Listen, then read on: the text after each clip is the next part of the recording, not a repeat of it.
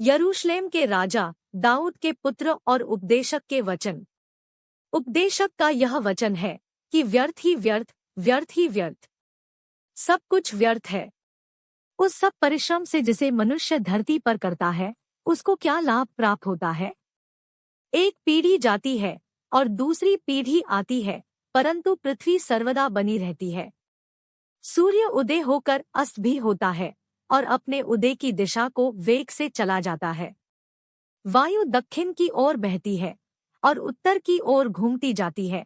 वह घूमती और बहती रहती है और अपने चक्करों में लौट आती है। सब नदियां समुद्र में जा मिलती हैं, तो भी समुद्र भर नहीं जाता। जिस स्थान से नदियां निकलती है, उधर ही को वे फिर जाती है।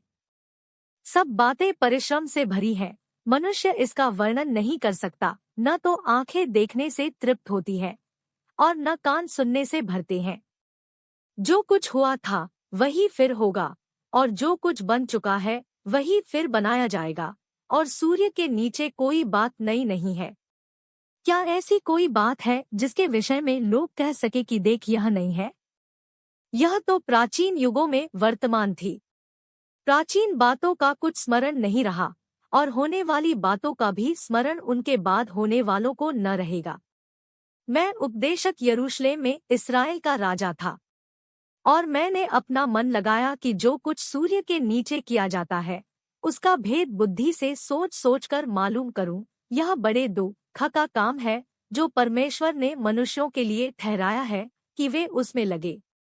मैंने उन सब कामों को देखा जो सूर्य के नीचे किए जाते हैं। देखो, वे सब व्यर्थ और मानो वायु को पकड़ना है।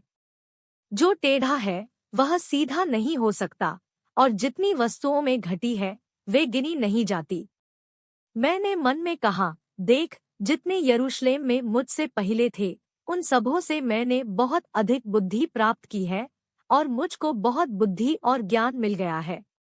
और मैंने अपना मन लगाया कि बुद्धि का भेद लूं और बावलेपन और मूर्खता को भी जान लूं।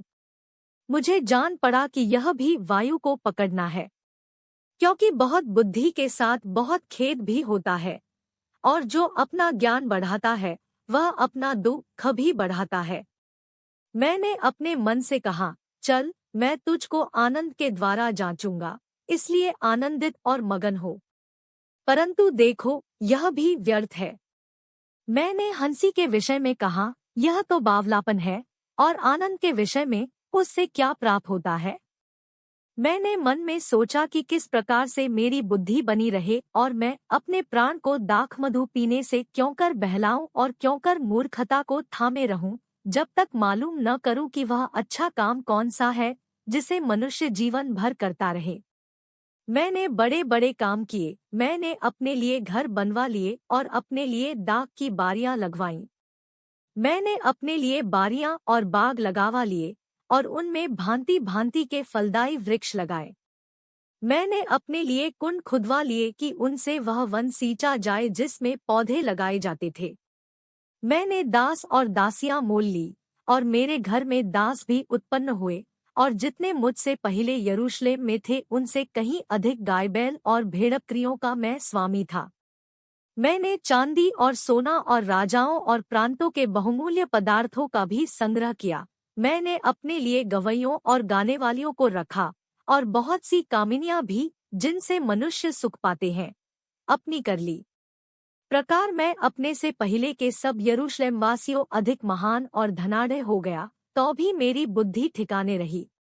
और जितनी वस्तुओं के देखने की मैंने लालसा की, उन सबों को देखने से मैं न रुका। मैंने अपना मन किसी प्रकार का आनंद भोगने से न रोका, क्योंकि मेरा मन मेरे सब परिश्रम के कारण आनंदित हुआ, और मेरे सब परिश्रम से मुझे यही भाग मिला। तब मैंने फिर से अपने हाथों के सब कामों को और अपने सब परिश्रम को देखा, तो क्या देखा कि सब कुछ व्यर्थ और वायु को पकड़ना है, और संसार में कोई लाभ नहीं। फिर मैंने अपने मन को फेरा कि बुद्धि और बावलेपन और मूर्खता के कार्यों को देखूं, क्योंकि जो मनुष्य राजा के पीछे आएगा वह क्या करेगा? केवल वही जो होता चला आया है। तब मैंने देखा कि उजियाला अंधियारे से जितना उत्तम है, उतना बुद्धि भी मूर्खता से उत्तम है। जो बुद्धिमान है उसके सिर में आंखें रहती है, परंतु मूर्ख अंधियारे में चलता है। तो भी मैंने जान लिया कि दोनों की दशा एक सी होती है। तब मैंने मन में कहा, जैसी मूर्ख की दशा होगी वैसी ही मेरी भी होगी, फिर मैं क्यों अधिक बुद्धिमान हुआ। और मैंने मन में कहा, यह भी व्यर्थ ही है, क्योंकि न तो बुद्धिमान का और न मूर्ख का स्मरण सर्वदा बना रहेगा, परंतु भविष्य में सब कुछ बिसर जाएगा। बुद्धिमान क्यों कर मूर्ख के समान मरता है। इसलिए मैंने अपने जीवन से घृणा की, क्योंकि जो काम संसार में किया जाता है मुझे बुरा मालूम हुआ, क्योंकि सब कुछ व्यर्थ और वायु को पकड़ना है। मैंने अपने सारे परिश्रम के प्रतिफल से जिसे मैंने धरती पर किया था घृणा की, क्योंकि अवश्य है कि मैं उसका फल उस मनुष्य के लिए छोड़ जाऊं जो मेरे बाद आएगा। यह कौन जानता है कि वह मनुष्य बुद्धिमान होगा व मूर्ख। तो भी धरती पर जितना परिश्रम मैंने किया और उसके लिए बुद्धि प्रयोग की, उस सब का वही अधिकारी होगा। यह भी व्यर्थ ही है। तब मैं अपने मन में उस सारे परिश्रम के विषय जो मैंने धरती पर किया था निराश हुआ, क्योंकि ऐसा मनुष्य भी है जिसका कार्य परिश्रम और बुद्धि और ज्ञान से होता है और सफल भी होता है, तो भी उसको ऐसे मनुष्य के लिए छोड़ जाना पड़ता है जिसने उसमें कुछ भी परिश्रम न किया हो। यह भी व्यर्थ और बहुत ही बुरा है। मनुष्य जो धरती पर मन लगा लगाकर परिश्रम करता है, उससे उसको क्या लाभ होता है। उसके सब दिन तो दुख खोड़ से भरे रहते हैं और उसका काम खेत के साथ होता है, रात को भी उसका मन चैन नहीं पाता। यह भी व्यर्थ ही है। मनुष्य के लिए खाने पीने और परिश्रम करते हुए अपने जीव को सुखी रखने के सिवाय और कुछ भी अच्छा नहीं। मैंने देखा कि यह भी परमेश्वर की ओर से मिलता है, क्योंकि खाने पीने और सुख भोगने में मुझसे अधिक समर्थ कौन है। जो मनुष्य परमेश्वर की दृष्टि में अच्छा है उसको वह बुद्धि और ज्ञान और आनंद देता है, परंतु पापी को वह दुख खबरा काम ही देता है कि वह उसका देने के लिए संचय करके ढेर लगाए जो परमेश्वर की दृष्टि में अच्छा हो। यह भी व्यर्थ और वायु को पकड़ना है। हर एक बात का एक अवसर और प्रत्येक काम का जो आकाश के नीचे होता है एक समय है। जन्म का समय और मरण का भी समय, बोने का समय और बोए हुए को उखाड़ने का भी समय है, घात करने का समय और चंगा करने का भी समय, ढा देने का समय और बनाने का भी समय है, रोने का समय और हंसने का भी समय, छाती पीटने का समय और नाचने का भी समय है, पत्थर फेंकने का समय और पत्थर बटोरने का भी समय, गल लगाने का समय और गल लगाने से रुकने का भी समय है, ढूंढने का समय और खो देने का भी समय, बचा रखने का समय और फेंक देने का भी समय है, फाड़ने का समय और सीने का भी समय, चुप रहने का समय और बोलने का भी समय है, प्रेम का समय और बैर करने का भी समय, लड़ाई का समय और मेल का भी समय है। काम करने वाले को अधिक परिश्रम से क्या लाभ होता है। मैंने उस दो खबरे काम को देखा है जो परमेश्वर ने मनुष्यों के लिए ठहराया है कि वे उसमें लगे रहें। उसने सब कुछ ऐसा बनाया कि अपने अपने समय पर वे सुंदर होते हैं। फिर उसने मनुष्यों के मन में अनादि अनंत काल का ज्ञान उत्पन्न किया है, तो भी काल का ज्ञान उत्पन्न किया है, वह आदि से अंत तक मनुष्य बूझ नहीं सकता। मैंने जान लिया है कि मनुष्यों के लिए आनंद करने और जीवन भर भलाई करने के सिवाय और कुछ भी अच्छा नहीं। और यह भी परमेश्वर का दान है कि मनुष्य खाए पिए और अपने सब परिश्रम में सुखी रहे।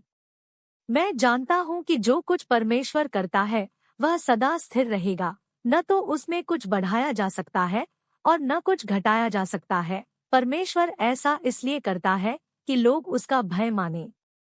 जो कुछ हुआ वह इससे पहले भी हो चुका, जो होने वाला है वह हो भी चुका है, और परमेश्वर बीती हुई बात को फिर पूछता है। फिर मैंने संसार में क्या देखा कि न्याय के स्थान में दुष्टता होती है और धर्म के स्थान में भी दुष्टता होती है। मैंने मन में कहा, परमेश्वर धर्मी और दुष्ट दोनों का न्याय करेगा, क्योंकि उसके यहाँ एक एक विषय और एक एक काम का समय है। मैंने मन में कहा कि यह इसलिए होता है कि परमेश्वर मनुष्यों को जांचे और कि वे देख सके कि वे पशुसमान है। क्योंकि जैसी मनुष्यों की वैसी ही पशुओं की भी दशा होती है, दोनों की वही दशा होती है, जैसे एक मरता वैसे ही दूसरा भी मरता है। सबों की स्वांस एक सी है और मनुष्य पशु से कुछ बढ़कर नहीं, सब कुछ व्यर्थ ही है। सब एक स्थान में जाते हैं, सब मिट्टी से बने हैं और सब मिट्टी में फिर मिल जाते हैं।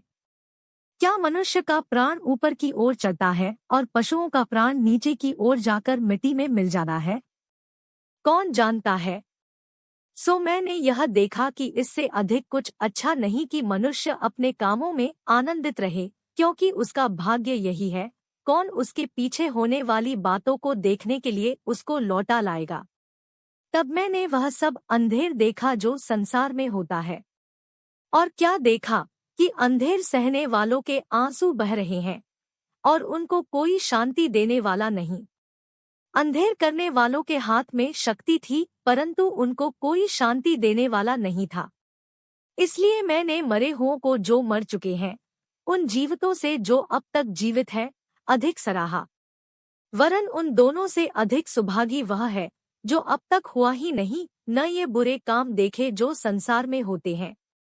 तब मैंने सब परिश्रम के काम और सब सफल कामों को देखा जो लोग अपने पड़ोसी से जलन के कारण करते हैं। यह भी व्यर्थ और मन का कुढ़ना है। मूर्ख छाती पर हाथ रखे रहता और अपना मांस खाता है। चैन के साथ एक मुट्ठी उन दो मुट्ठियों से अच्छा है, जिनके साथ परिश्रम और मन का कुढ़ना हो। फिर मैंने धरती पर यह भी व्यर्थ बात देखी। कोई अकेला रहता और उसका कोई नहीं है, न उसके बेटा है, न भाई है, तो भी उसके परिश्रम का अंत नहीं होता, न उसकी आंखें धन से संतुष्ट होती है, और न वह कहता है, मैं किसके लिए परिश्रम करता और अपने जीवन को सुखरहित रखता हूँ। यह भी व्यर्थ और निरा दो खबरा काम है। एक से दो अच्छे हैं, क्योंकि उनके परिश्रम का अच्छा फल मिलता है। क्योंकि यदि उनमें से एक गिरे तो दूसरा उसको उठाएगा, परंतु हाय उस पर जो अकेला होकर गिरे और उसका कोई उठाने वाला न हो। फिर यदि दो जन एक संग सोए तो वे गर्म रहेंगे, परंतु कोई अकेला क्यों कर गर्म हो सकता है? यदि कोई अकेले पर प्रबल हो तो हो, परंतु दो उसका सामना कर सकेंगे। जो डोरी तीन तागे से बटी हो वह जल्दी नहीं टूटती। बुद्धिमान लड़का दरिद्र होने पर भी ऐसे बूढ़े और मूर्ख राजा से अधिक उत्तम है, जो फिर सम्मति ग्रहण न करे, चाहे वह उसके राज्य में धनहीन उत्पन्न हुआ या बंदीगृह से निकलकर राजा हुआ हो। मैंने सब जीवितों को जो धरती पर चलते फिरते हैं देखा कि वे उस दूसरे लड़के के संग हो लिए हैं, जो उनका स्थान लेने के लिए खड़ा हुआ। वे सब लोग अनगिनत थे जिन पर वह प्रधान हुआ था, तो भी भविष्य में होने वाले लोग उसके कारण आनंदित न होंगे। निसंदेह यह भी व्यर्थ और मन का कुढ़ना है।